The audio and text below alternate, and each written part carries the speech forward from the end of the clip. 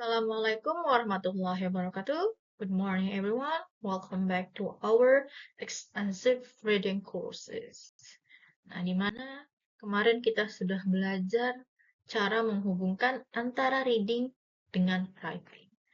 Nah, karena itu, step selanjutnya setelah kita bisa menghubungkan antara reading dengan writing, ya, terutama dalam extensive reading, topik hari ini yaitu tentang cara developing critical thinking through extensive reading. Kamu mulai bisa menganalisis dan mengevaluasi untuk menganalisis informasi dalam teks, ya, terutama extensive reading teks secara kritis. Nah, gimana di sini? Did you know that the most important attribute that education can bring to anyone is kemampuan kamu berpikir secara kritis. Dimana saat kamu contohnya mendengar ya statement tentang AI will replace all teachers in the next 10 years. Ya, prediksi bahwa semua guru, staf sekolah, dan lain semuanya akan diganti oleh AI. Nah, dari statement ini, kemungkinan reaksi pertama kamu adalah kaget, ya kan, fear, or maybe you can accept ya tentang penggunaan AI untuk mengajar. Misalnya ya, but what if you ask? Tapi jika kamu tanyakan, is this true? Apa ini benar? Ya, tentang informasinya. What evidence? Apa sih buktinya yang bilang kalau AI itu bisa menggantikan semua guru? Terus apakah ada limitation-nya di sana? Nah, jika kamu sudah bisa mempertanyakan hal seperti ini, artinya critical thinking is in actions, ya, sudah mulai bergerak ya dalam pikiran kamu sudah bisa berpikir kritis, mempertanyakan isi informasi. You will learn how extensive reading itu akan melatih pemikiran kamu lebih baik ya dengan cara mempertanyakan, menganalisis argumen dan juga mengutarakan your own opinions. So more importantly ya, di sini pentingnya bahwa dari semua ini, jika kamu sudah punya ide tapi tanpa ada medium untuk menjelaskannya ya, kamu bisa menggunakan yang di sini pakai reading portfolio ya. Artinya sebagai salah satu assessment kamu menunjukkan bagaimana kamu proses critical thinking kamu itu meningkat. Ya, seperti ini. Nah, karena itu learning objektif untuk mata topik hari ini yaitu tentang critical thinking. Lihat, berarti kamu bisa tahu apa sih itu critical thinking. Bagaimana sih hubungannya dengan extensive reading. Kamu juga bisa mengidentifikasi ya, apakah critical thinking itu seperti apa. Yang dalam teksnya mencari klaimnya seperti apa, evidence-nya seperti apa, asumsinya, biasnya, dan juga sudut pandang yang lain. Yang ketiga, mengaplikasikan critical thinking strategisnya saat membaca teks yang ekstensif. Contohnya, kamu mempertanyakan, mengcompare, juga mengevaluasi. Nah, selanjutnya kamu juga bisa yang namanya create and maintain critical reading portfolio. Artinya, kamu tuh bisa mendokumentasikan hasil analisis kamu ya. Terakhir, mereflect on their own progress. Lihat apakah ada peningkatan dari critical kamu selama menggunakan portofolio. Nah, di mana di sini kita lihat critical thinking. Apa sih itu critical thinking? Berdasarkan Kamarta ya 2017 versi dan lain-lain di sini mengatakan bahwa orang yang bisa menggunakan yang punya good critical thinking biasanya itu bisa ya good mahir dalam mengorganisir complex matters ya masalah-masalah yang kompleks misalnya ya diligent in searching to relate information, mereka juga persisten dalam mencari tahu tentang the most appropriate solution dan solusi dari masalah-masalah yang kamu punya. Nah, jangan kamu punya masalah didiamkan ya, tapi kamu mulai mencari solusinya seperti apa, cari sumber-sumbernya, cari contohnya dan lain-lain. Nah, karena itu apa sih itu critical thinking? Nah, di sini adalah critical thinking itu adalah suatu kemampuan kamu untuk menganalisis informasi ya, mengevaluasi argumen dan bukti, ya, bukti pendukung dari argumen kamu tersebut. Lalu kamu juga artinya apa? Kemampuan untuk mempertanyakan isi informasi, apakah sudah relevan, logik dan lain-lain ya. Kamu juga bisa melihat apakah ada bias atau assumption di dalam suatu teks tersebut, ya. Setelah itu kamu bisa yang namanya memberikan opini, your own judgment decision terhadap teks yang kamu baca. Nah, karena itu dalam reading, critical thinking itu artinya not just understanding, bukan hanya tentang pemahaman apa isi teks itu mengatakan ya, apa isi teksnya. Nah, tapi kamu tuh mempertanyakan why it say it, kenapa bisa seperti ini, bagaimana klaimnya ini didukung, buktinya seperti apa, and whether you agree or disagree, dan apakah kamu setuju atau tidak setuju terhadap statement yang kamu temukan dalam informasi teks extensive reading tersebut. Ya, seperti ini. Nah, lihat di sini bagaimana extensive reading itu develop critical thinking.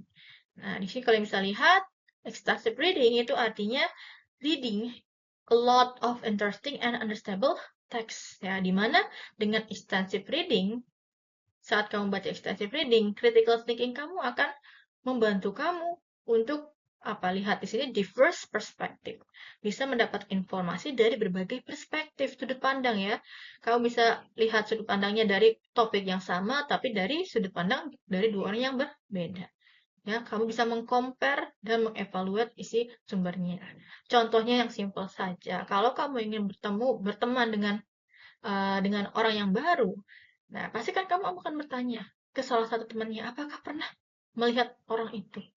Ya, kamu bisa bertanya. Tapi kalau kamu hanya fokus ke satu perspektif dan orang yang kamu tanyakan itu ternyata punya negative thinking terhadap teman baru kamu yang ingin kamu kenal, nah ini kan nanti adanya bias perspektif ya di sini.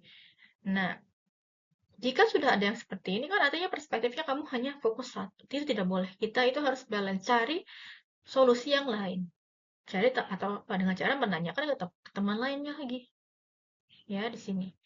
Nah, selanjutnya dengan critical thinking juga setelah hasil satu perspektif atau lebih dari satu perspektif itu kamu bisa menemukan namanya analytical opportunities, melihat bagaimana seorang writers menuliskan isi argumennya atau menyampaikan isi informasinya, bagaimana mereka membuat suasananya seperti apa, menggambarkan suasananya, evidence, contoh-contoh sumbernya atau contoh-contoh kelakuan dari seorang karakter dan lain-lain ya di sini. Nah, lalu deep engagement. Artinya apa? Kamu sudah bisa berlatih untuk mempertanyakan suatu informasi ya. Juga informing your own opinions terhadap isi suatu teks ya, meningkatkan vocabulary kamu juga dan background knowledge. So the more you read extensively, the more your mind become trained to think critically and become open-minded, inquisitive, dan reflective reader. Nah, berarti apa? Kamu tidak perlu secara kasar menolak kritikan orang lain, ya. Kau bisa tampung dulu, pahami, dan baru judge ya, apakah benar atau tidak. Contohnya jika kamu baca sajak ya, puisi, nah, atau pantun. Nah, kemungkinan apa? Yang penting apa? Kalau di pantun itu standarnya AB-AB-nya atau akhirannya itu sama ya. Di sini learn derive meaning ya from stanza standard alone ya, tapi and we let them to real words ya. Yang penting apa? Semuanya terhubung. Padahal kadang tidak bisa membandingkan antara bunga dengan manusia seperti itu. Tapi karena masih terkoneksi, oh ada meaning of flower. Nah, berarti sama dengan misalnya human characteristic dan lain-lain. Nah, lihat. Sekarang kita masuk ke namanya strategi to foster critical thinking ya. Lihat, 80% researcher itu stated bahwa literatur was a means of developing critical thinking practice ya, as well as building knowledge and developing moral attitude. Nah, di mana di sini dalam pre-reading activities ya, ini yang pertama ya, pre-reading activities, kamu bisa memprediksi isi dari judul, image, atau heading dalam teksnya. Kamu bisa mempertanyakan kira-kira apa sih teksnya yang akan dibahas. Nah, setelah itu kamu bisa lihat, men-set a purpose for reading. Tujuannya apa sih buat baca teks yang ini? Ya, setelah itu baru masuk ke yang proses strategi untuk di while reading activities. Nah, di mana di sini while reading kamu mencari yang 5W1H-nya juga ya. Cari klaimnya, cari evidence-nya, cari poin-poin utama yang kamu bisa highlight ya. Kamu bisa kasih highlighter di sana jika materinya bahasanya penting ya. Lihat pemahaman kamu, mempertanyakan konsistensinya, dan mengidentifikasi compare ya, opini dan faktanya apa. Apakah ada opini saja tanpa dibuktikan atau sudah menjadi suatu fakta ya informasinya. Yang ketiga, post-reading activities artinya bagian kamu untuk mengutarakan ya your response, your interpretation ke dalam suatu diskusi. Apakah saya setuju dengan informasi ini atau tidak? Kenapa kamu jelaskan di sana? Apakah karena terlalu banyak biasnya ya atau assumption dan lain-lain, kamu bisa dijelaskan. So, write a critical response. Nah, ini adalah guideline question yang bisa kamu gunakan ya. Untuk bagian while reading, kamu bisa pertanyakan main claim-nya apa, evidence-nya apa saja ya, apakah ada assumption dan biasnya ya, apa yang kurang dan lain-lain. Sedangkan untuk bagian isi, mengidentifikasikan claim, evidence, dan assumption. Claim-nya itu lebih bentuknya main idea atau argumen ya. Jadi kamu bisa lihat online learning is better than traditional learning. Ini claim. Ingat, claim itu yang harus dibuktikan ya. Nah, artinya apa? Butuh ada penelitian tentang penggunaan online learning dan traditional learning ya untuk membandingkan. Evidence-nya dapat dari mana? Di sini lihat, students can learn at their own pace ya, own pace and access materials anytime. Nah, di sini evidence-nya ke benefit dari online learning. Nah, tapi kan online learning juga masih punya yang namanya sisi negatifnya ya. Tidak semuanya better than traditional learning. Nah, traditional learning juga bisa jika kita misalnya terintegrasi dengan penggunaan IT yang baik, traditional learning juga akan bisa menjadi lebih baik. Misalnya ya, seperti ini. Lalu yang ketiga ada assumption. Nah, assumption itu kamu mengeneralisasikan isi teksnya. Ini kan ada sometimes, something ya. The writers believe but does not explain. Ini assumption. Contohnya di sini all students have good internet device. Ini kan asumsinya semua orang atau semua siswa itu punya internet akses ya. Tapi kalau misalnya mahasiswa atau siswa yang ada di pelosok daerah, kemungkinan internetnya kan tidak sampai. Karena itu di sini tidak berlaku asumsinya ya. Yang ketiga, look for bias and alternatifnya. View-nya, artinya apa? Kamu lihat apakah isi teksnya terlalu positif terhadap sesuatu saja atau terlalu negatif. Yang baik itu adanya balancing. Positif negatifnya semuanya dibahas, tidak hanya satu pihak saja. Ya, karena itu di sini lihat kalau sudah ada dua pembahasan positif dan negatif, itu artinya sudah tidak ada biasnya. Ya, tapi kalau hanya positifnya saja atau negatifnya saja berarti ada bias di sana. Yang keempat ya, di sini connect to other text ya, mengkoneksikan dengan teks yang lain untuk menjadi tambahan sumber atau dengan your own experience. Kamu lihat, oh pengalaman saya juga seperti ini. Ya, mengcompare-nya, membandingkan ya. Nah, selanjutnya di sini sample activities for classroom use. Contohnya ya, saat aktivitas seperti diskusi, ada debate, ada critical response essay, dan juga discussion.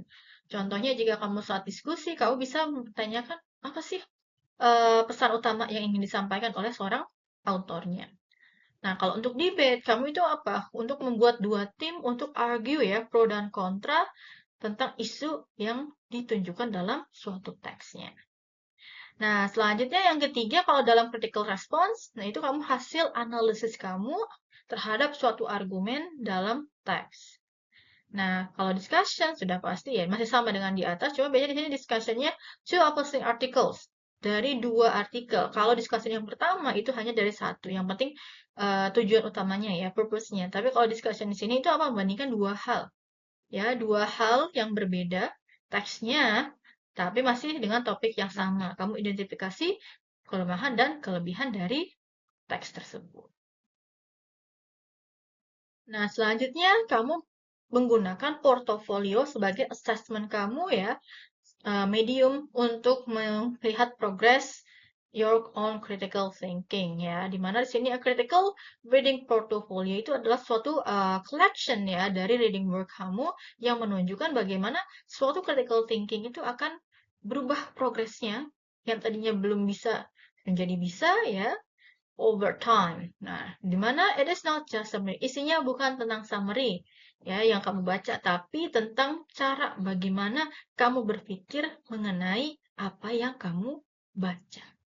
Ya, dimana lihat di sini reading log. Nah, reading log kita sudah pernah menggunakan ya, sampai sekarang juga masih ada reading log. Nah, reading log itu masih lebih ke simpelnya ya, versi simpelnya. Tapi kalau portfolio itu lebih mendetail lagi. Reading log kamu sudah harus ada depannya ada date, title, author, type of text-nya seperti apa, waktunya juga seperti apa, dan ada rating kamu tentang teksnya.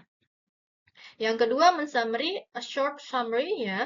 Di sini main idenya seperti apa, key points-nya apa. Nah, yang lalu yang ketiga, your own questioning.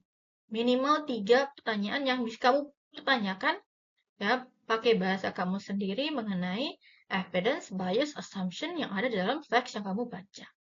Yang keempat, itu kamu mengevaluasi ya. Evaluasi apakah kamu setuju atau tidak setuju dengan isi informasinya. And why? Alasannya seperti apa? Ya, tambahkan juga supportingnya, sini strong and weak argumennya seperti apa ya. Lihat yang kelima connectionnya, kamu hubungkan dengan pengalaman kamu atau dengan bacaan kamu yang lain ya seperti ini. Dan terakhir baru masuk yang namanya short reflection. Di sini itu menunjukkan critical thinking kamu, your own critical response terhadap isi teksnya ya di sini. Nah, ini contohnya ya, lihat. Ini contohnya saja kalau digambar, gambar bagian depannya ya, reading log-nya seperti apa, boleh seperti ini yang atau lebih dipersimpel lagi cukup bagian title, author, publisher, date, dan genre ya, sana. Nah, lihat portofolio kriterianya, assessment-nya harus komplit. Semua bagian yang diminta itu harus terisi. Critical depth juga, questioning juga harus ada, evaluation shows, TOEFL analysis. Evidence group-nya juga ada ya, shows progress-nya seperti apa. Kamu juga lihat ada kejelasan bahasa kamu ya saat menulis. Yang terakhir, consistency, regular entries over semester. Jadi jangan hanya gunakan satu kali, tapi sebisa mungkin kalau kamu membaca buku yang baru ya atau artikel yang baru, kamu juga bisa buat yang namanya portofolio. Nah, contohnya di sini artikel tentang climate change, perubahan cuaca ya. Main argumennya seperti apa, setuju tidak setuju dan lain-lain ya. Di sini main argumennya apa? Bagaimana faktor atau enggak faktor-faktor yang mempengaruhi climate change. Apakah setuju? Tidak setuju? Why? Kenapa faktor ini bisa mempengaruhi, kenapa yang tidak? Nah, kamu bisa jelaskan di sana apakah ada bias dan lain-lain. Nah, kamu bisa memberikan opininya. Nah, di mana setiap maksimum poinnya ini, critical thinking skill itu akan mendukung jawaban kamu dengan cara memberikan evidence, ya, reason, critical analysis, dan juga hubungan dengan opini kamu. Nah, lalu implemented in the oral presentation in class. Nah, jangan lupa kamu juga kalau tidak dokumennya, kamu juga bisa mempresentasikan atau sharing dengan teman kelas kamu. Nah, di mana book reading juga, lihat, kamu bisa menggunakan SQ 3R kemarin ya, untuk digabungkan ke dalam portofolio kamu. Oke, selanjutnya di sini ada contoh ya, contoh short article. Nah, dari judulnya, Should Universities Ban Homework? Nah, kalau di sini lihat, main claim-nya apa? Coba kamu cek teksnya. Ya, apakah terlihat main claim-nya? Klaim yang digunakan adalah penulis adalah tentang bahwa universities should consider banning or reducing homework to protect students' well-being, but balanced approach may be best. Nah, lihat ya, berarti yang inti utamanya itu tidak fokus atau tidak terlalu setuju ya, agree dengan menghilangkan homework. Tapi kalau untuk reduce itu setuju. Yang kedua, lihat evidence-nya apa di sini kelihatan. Ya, evidence-nya ada kata dua ya, tentang banning itu karena terlalu overwhelm the classes, project, dan internship. Misalnya evidence yang untuk homeworknya, it help practice and deeper meaning. Kalau terlalu banyak homework membuat orang stres katanya ya. Kalau tapi tidak ada homework itu juga kalau digunakan ya akan membantu kamu untuk berlatih dan lebih paham tentang suatu topiknya. Assumption yang kita bisa identifikasi apa di sini? Assumptionnya tentang all students have enough time and energy for both class and homework. Ini asumsinya all students. Nah, tapi kan di sini tidak semua ya, karena sebagian ada yang tidak ini ya, fokusnya lihat kalau kamu sendiri apakah setuju atau tidak ya tentang banning homework. Kalau yang sebagian setuju, sebagian juga tidak. Tapi kalau kamu statementnya all student itu tidak bisa mewakili. Ini siapa dulu? Dari siapa assumptionnya ya? Karena itu lihat apakah kamu setuju atau tidak setuju dengan teks seperti ini. Nah, kalau sudah tahu jawabannya, silakan jawab pertanyaan dimasukkan ke dalam video kamu nanti. Nah, ini contohnya ya, contoh portofolio ya di sini yang tadi ya, should university student ban homework, autornya siapa, lihat ya, type-nya, time-nya, rating, tambahkan summary kamu masukin di sana ya, tidak perlu banyak-banyak, 120 kata cukup. Lalu jangan lupa critical question kamu ya. Hasil evaluasinya kalau bisa bilang I agree with balanced approach. Nah, dijelaskan kenapa ya, alasannya seperti apa. Connection juga lihat apakah ada hubungannya dengan pengalaman kamu sebelumnya dan lain-lain. Baru masukkan reflection ya, apakah kamu setuju dan tidak setujunya terhadap informasinya. Before I only felt critical. Nah, seperti ini ya refleksinya. Nah, berarti tugas kamu juga sama, yaitu membuat portofolio menggunakan topik yang ini sekarang, yaitu tentang should social media platform be regulated. Nah, pertanyaannya boleh nih, 3 pertanyaan ini kamu masukkan untuk yang critical question kamu ya di portofolio nanti. Contohnya apa sih argumen utamanya, will write the question atau be based on title bla bla bla ya seperti ini. Nah, lalu ini sebagai contoh ya untuk kamu nanti mengevaluasi, kamu bisa lihat misalnya ada social media harms teenagers. Ini untuk mengidentifikasi isi ya. Lihat, ini adalah fakta atau opini, ini adalah opini karena harus di datanya ada dulu. Ya, harm teenagers mental health. Dari mana buktinya? Nah, evidence-nya apakah jelas atau tidak? Ya. Lalu masuk ke post reading, ada reflect dan response kamu. Nah, ini bagian akhir kalimatnya untuk menjawab main argumen artikelnya, do you agree or disagree, dan lain-lain. Karena itu, teksnya yaitu seperti ini. Portofolio yang kamu buat itu harus seperti ini ya. Gambarannya, reading log-nya, ada tanggal, title-nya, autornya siapa, tipe, dan lain-lain. Summary-nya minimal 120 kata. Critical question boleh seperti yang di sini, atau misalnya kamu pakai yang lain boleh, tinggal tambahkan minimal 3. Lalu kamu masukkan evaluasi kamu terhadap teksnya seperti apa, connection-nya, dan reflection-nya. Dan ingat, in your reflection, compare your critical thinking now with your earlier entry. Semua ini harus terjawab, dimasukkan ke dalam bentuk dokumen. Nah, di mana tugasnya juga untuk kelas hybrid sama ya, summary dan portofolio. Video dan portofolionya ya, deadline-nya adalah tanggal 23 Juni 2026. So, in conclusion, ya, bahwa developing critical thinking melalui extensive reading itu suatu proses yang berkelanjutan ya, dengan mampu mempertanyakan, mengidentifikasi kredibilitas ya, claims evidence-nya, looking for bias-nya misalnya, lalu mengkoneksikan dengan background knowledge atau experience kamu, itu akan melatih cara sudut kamu berpikir dan sudut pandang kamu terhadap sesuatu. Ya, your critical reading portfolio is both a practice tool and assessment. Akan menunjukkan bagaimana critical thinking kamu itu berubah. So remember, critical reading is not about doubting everything, but about thinking carefully and forming your own informed opinion.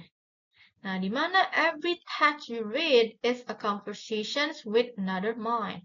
Critical thinking is how you respond not with blind agreement, but with careful question melalui analisis dan evaluasi, ya. So your critical reading portfolio is a proof of your journey from passive reader to active thinker.